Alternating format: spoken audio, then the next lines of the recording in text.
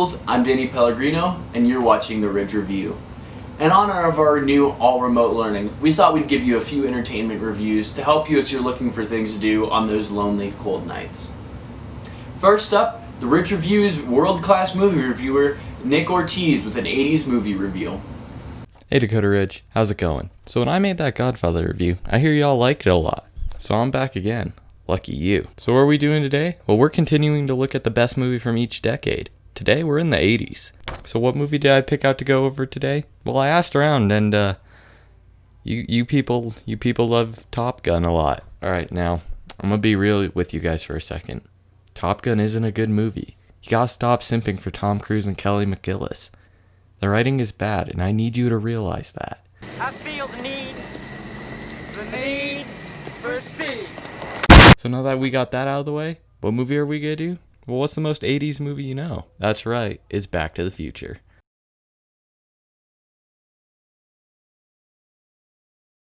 Now there might be two reasons you haven't seen Back to the Future. One, you don't watch a lot of movies and you do other things. Or two, you're a loser. The movie was directed by Robert Zemeckis. If you've seen Forrest Gump, Castaway, or Polar Express, then yeah, you know who he is. Now, there aren't many things to say about this movie, because explaining why it's good is like explaining why Top Gun's bad. It's not hard. Alright, let's start off with the screenplay for this movie. It has to be one of the best written and set up movies ever. I'll get more into the setup later, but for now let's focus on the writing. This movie has some of the weirdest lines ever. He had this crazy idea about breeding pine trees. But some of these lines still legit make me laugh even though I've heard them 100 times. These characters are written so well that they're believable while still having fun with it.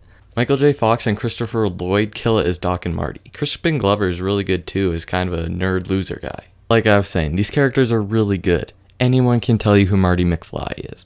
Doc Brown is literally a terrorist and no one cares because he's so cool. They wanted me to build them a bomb, so I took their plutonium and in turn gave them a shiny bomb casing full of used pinball machine parts. Come on, let's get you a radiation. So as I mentioned earlier, this movie is set up really well. The parallels that you see when Marty is in 1985 to the ones when he's in 1955 are really good. This really helps the audience see why the characters that Marty knows are who they are. They also made 2 other movies. The second one was pretty good, but the third one, it was okay. I didn't really like it. So like I said earlier, there isn't much to say about this movie that hasn't already been said. If you've seen it, you know it's good. So what will I say to wrap this all up? Go watch it again. It's on Netflix. All 3 of them are actually, so have yourself a little marathon. You won't regret it, I promise. When have I ever lied to you? So what are we gonna give this movie? Well, a 10 out of 10. Alright, I'll see you next show. I'll do something from the 90s. Who knows, I might do Pulp Fiction or something. Don't forget, Top Gun's bad. Don't forget. Alright, adios.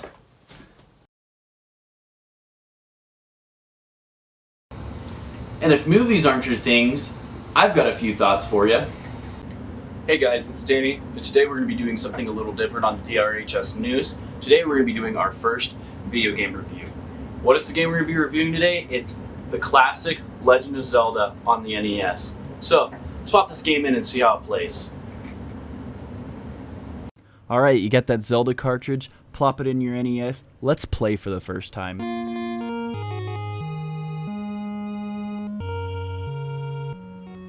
Wow, that is one of the most memorable video game themes of all time, along with that title screen.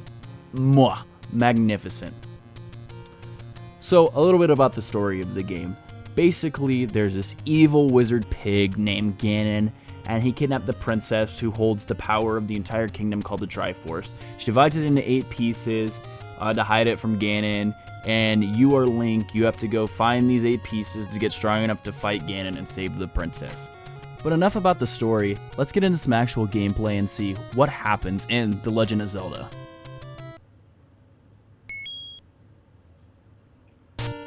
Alright, you get in the game, drops you in, no instructions. What am I supposed to do? You don't know. You can walk though. So you walk over, you see these things, and you're like, I don't know if these are good or bad.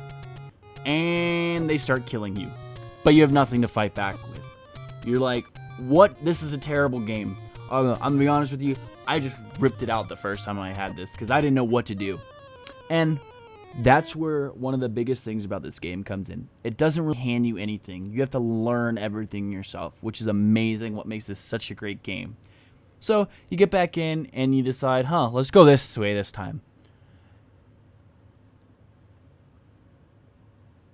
There it is. Okay, I gotta get the sword first. Blah, blah, blah. You get the sword.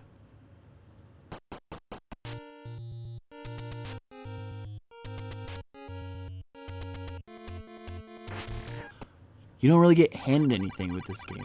You make your adventure with this game, and there's a path set, but you have to discover everything yourself.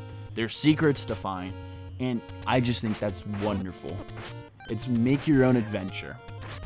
So, you'll probably just spend some time exploring, or you might even look in the manual or look up a game guide and figure out you gotta go to the first temple. Once you get to that first temple is when the game gets real. You fight your first boss, you do your first hard puzzles, and you realize just what this game has in store for you. It's wonderful. And then after that, you get even more powerful. You get better loot, you get better items, and you can defend yourself and fight even better. Some of these hard mini-boss fights and some of these enemies that are really fighting you in the beginning, you can compete with them.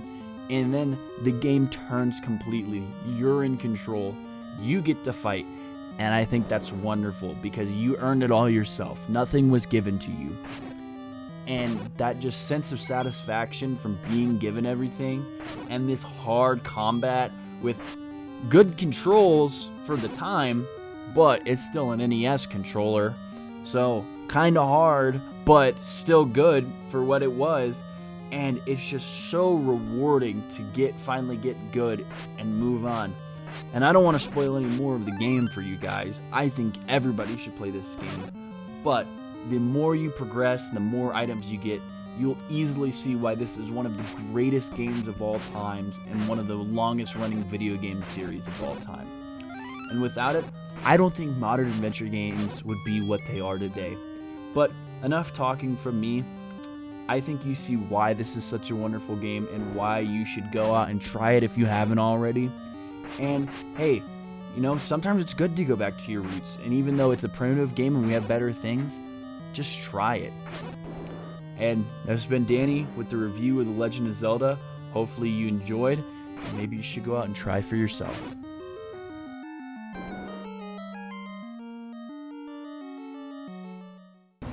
That's it for today, Eagles. For more D-Rich news, go to the Core News website, and we'll see you next time.